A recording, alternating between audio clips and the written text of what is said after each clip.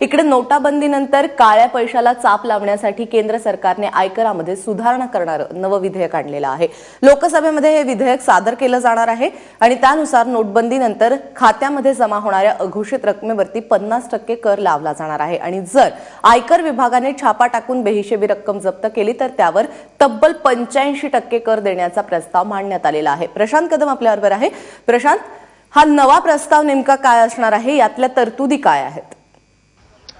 प्राजक्ता, काल या संदर्भातलं एक नवीन विधेयक, सुधारणा विधेयक जे आहे इन्कम टॅक्स संदर्भातलं करणारं, ते अर्थमंत्र्यांनी लोकसभेमध्ये मांडलं आणि त्याच्यानुसार एक स्पष्ट झालेलं आहे की आतापर्यंतचा जो तुमच्याकडं काळा पैसा किंवा सरकारकडून लपवलेला जो पैसा आहे तो तुम्हाला जर आता व्हाईट करायचा असेल, लीगल करायचा असेल तर तुम्हाला जवळपास 50% पैसे जे आहेत ते सरकारला सरेंडर करावे लागणार आहेत। त्याच्यामध्ये दोन अटी आहेत। एक पहिली अट अशी आहे की जर तुम्ही स्वतःहून हा पैसा डिक्लेअर केला तर जो पैसा तुम्ही डिक्लेअर करताय त्याच्यावरती पहिल्यांदा तर 30% टॅक्स लागेल। या 30% टॅक्सवरती 33% सरचार्ज लागणार आहे, जी रक्कम जवळपास 10% आसपास होते आणि प्लस 10% पेनॉल्टी।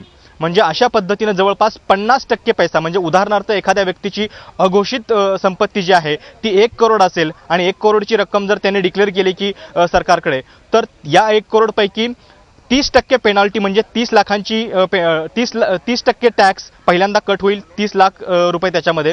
त्याच्यानंतर या 30 लाखावरती 33% सरचार्ज जवळपास 9.99% होतो, 10 लाख होत होतो आणि शिवाय 10% पेनॉल्टी म्हणजे 10 लाख, असे मिळून 50 लाख रुपये जे आहेत ते सरकारकडे जमा होतील। आणि या उरलेले जे 50 लाख आहेत त्याच्यामध्ये देखील अट आहे, या 50 लाखामधली फक्त 25% रक्कम ही तुम्ही वापरू शकता, म्हणजे जवळपास 25 लाख हेच तुम्हाला वापरता येऊ शकतील। बाकीचे 25 लाख रुपये जे आहेत ते 4 वर्षांसाठी सरकारकडे लॉक होतील।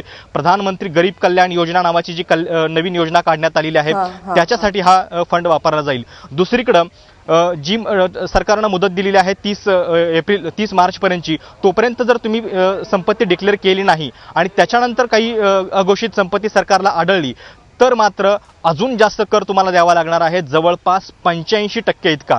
म्हणजे एक सोपं समीकरण याच्यामध्ये दिसतंय, जर तुम्हाला 50% पैसे वाचवायचा असेल तर तुम्ही स्वतःहून डिक्लेअर करा आणि जर नाही केला तर तुम्हाला 85% रक्कम तुमची सरकार काढून घेणार आहे। एक आणखी महत्त्वाची गोष्ट याच्यात अशी झाली की सरकारनं हे विधेयक जे आहे, सुधारणा विधेयक, ते लोकसभेमध्ये मांडलेलं आहे आणि ते मनी बिल म्हणून मांडलेलं आहे।